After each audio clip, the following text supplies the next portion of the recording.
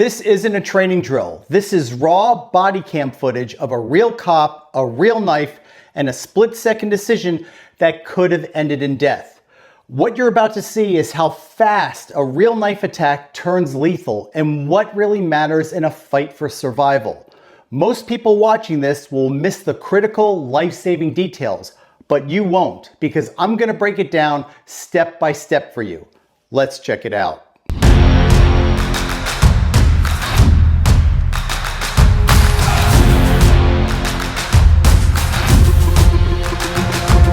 Welcome to Combat Breakdown, where I show you raw, unfiltered violence and deliver expert tactical analysis forged from over 35 years of real-world combat experience. I'll break down exactly what happened, why it happened, and most importantly, what you must do to survive. In this body cam footage, police officers were responding to a 911 call from an unknown male who claimed he had killed two people. As one of the officers rushes towards the suspect, the individual suddenly attacks with a knife. What happens next is fast, violent, and nearly fatal, so pay close attention.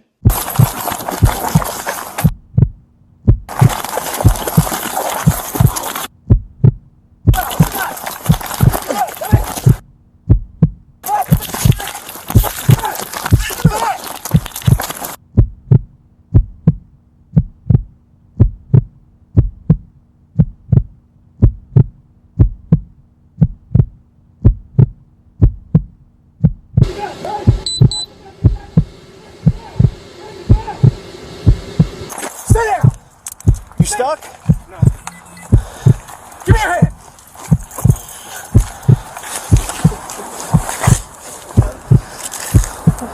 You alright? Let me say this up front. My analysis and critique isn't about disrespecting the officer. The truth is, he was thrown into a high-risk situation without the proper tactical training to handle it. That failure falls on the department, not the man. Now, I've trained law enforcement for decades, and I've seen firsthand how poor or incomplete training leads to avoidable mistakes. And this one nearly cost him his life. In this opening scene, the suspect appears to be running towards the police cruiser, most likely intending to steal it. Now, as the officer confronts him, the suspect begins to back away until his phone drops from his pocket. Now that's the moment where everything changes. He stops retreating, displays his knife, and prepares to attack. The officer spots the weapon and freezes. Now notice he doesn't reach for his firearm. Now that was a wise move, because he knew there wasn't enough time to draw. Now let this be a wake-up call for all the gun saves the day fanatics who like to leave comments on my videos. That absurd fantasy collapses the moment real violence explodes. When the blade's already moving, you're not drawing your gun, you're bleeding. Now the officer makes a split-second decision to escape and run. But real violence is messy. He slips and hits the pavement. This is why running from a knife isn't always the solution. You're giving up your footing, your awareness, and your back, and that can cost you everything against a knife attack. Two things slow the attacker down. One, he's wearing Crocs. And two, his pants are falling down, forcing him to stop and hike them up. I know it sounds ridiculous, but this kind of chaos shows up in real-world violence all the time. Sloppy clothing, poor footwear, bad decisions. And in this case, these two details bought the officer just enough time to recover and get back to his feet. But it wasn't just luck. The officer's physical conditioning played a critical role.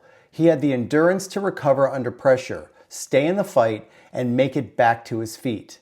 Now, this is something I hammer home in my War Machine program. Your body is your first line of defense, and conditioning can be the difference between life and death. But now the suspect closes the gap, grabs the officer's jacket, and goes for the grab and stab. It's a brutal tactic criminals use to anchor their target and drive the blade in deep. Now, I cover this in my Control and Conquer Knife Defense video series, and you're seeing it play out right here. Now, if you missed it, don't worry. I'll teach you how to deal with this type of attack later on in this video. At this point, a second officer yells and the suspect momentarily looks back, giving our officer one more sliver of time.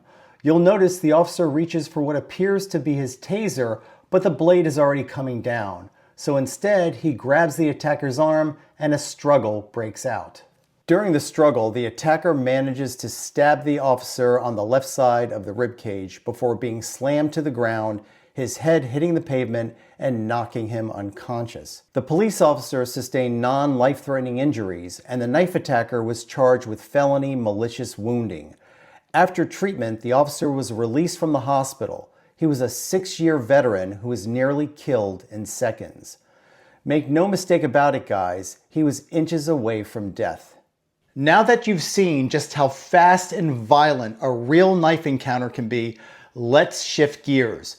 I'm going to walk you through exactly how to deal with a knife-wielding attacker using the same grab and stab tactic you just saw. Now, these are my contemporary fighting arts knife defense techniques that actually work when your life is on the line. I also cover this in greater depth in my Control and Conquer knife defense video series, which is available for sale on my website at sammyfranco.com. I'll drop a link in the description down below if you'd like to check it out. If you're a War Machine Elite member, you can watch the entire video series for free in the members only section of this channel.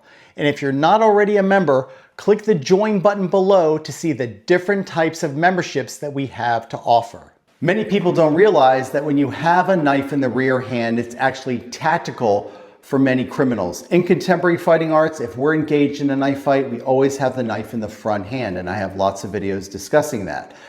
But for this particular video, we're going to talk about having the knife in the rear hand and the reasons why criminals do this. Tommy? One of the reasons is when the knife is in the rear hand and this man is unarmed, I could use the front hand to distract him. I could use the front hand to actually rush forward and drive the blade in. If Tommy decides to throw a blow at me, I can deflect the blow, block the blow, and then stab.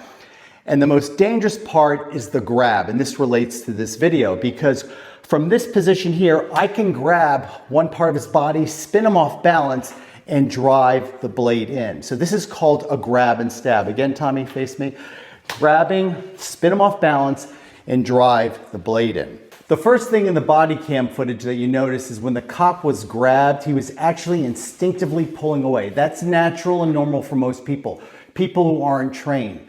The proper thing to do, because Tommy has control here, he can actually pull me, take me any direction he basically wants, and most importantly, he can throw me off balance. But we can change that. All we do is we do a wrist rotation and we grab his wrist. Now I'm controlling him. Now I'm in a better position than I was prior. So it's really important when someone does grab that jacket, rotate the wrist, grab his wrist, and now I'm controlling the situation. So from the wrist rotation position, you must go and control the actual knife attacker. Now in the body cam footage, the officer grabbed the upper arm, the bicep region. The problem with that is it doesn't control the trajectory of the knife. He could still stab.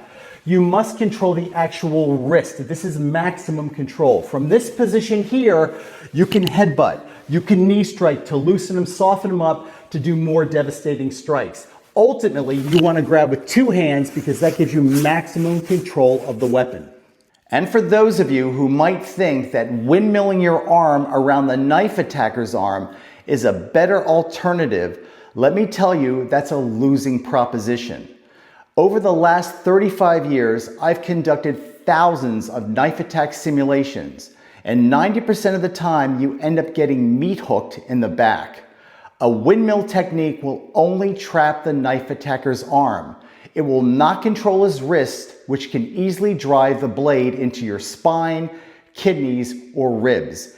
Even if he's holding a hammer grip, he can easily convert it to an ice pick grip and drive it into the back. Let's get one thing straight. Stopping a knife attacker with one hand is brutally difficult. No illusions here. That's why you need to drill it relentlessly, because when the chaos hits, it's the only option you have, especially when the situation wasn't approached with the kind of preemptive strategy that I teach in contemporary fighting arts. And finally, there are many different types of grab and stab attacks you can encounter on the street. Some attackers will grab your clothing, like you saw in the body cam footage, while others will go straight for your wrists. Now, that's why it's critical to train against multiple variations and develop a full range of counterattacks to cover all your bases. Once again, check out my Control and Conquer video series. It gives you a solid foundation to build from.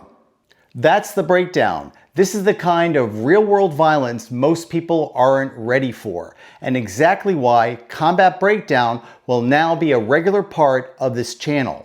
I'll be analyzing real encounters, exposing tactical errors, and showing you what it actually takes to survive. So be sure to subscribe, hit the notification bell, and stay sharp, because you don't want to miss what's coming next. Thanks for watching, and I'll see you at the next video.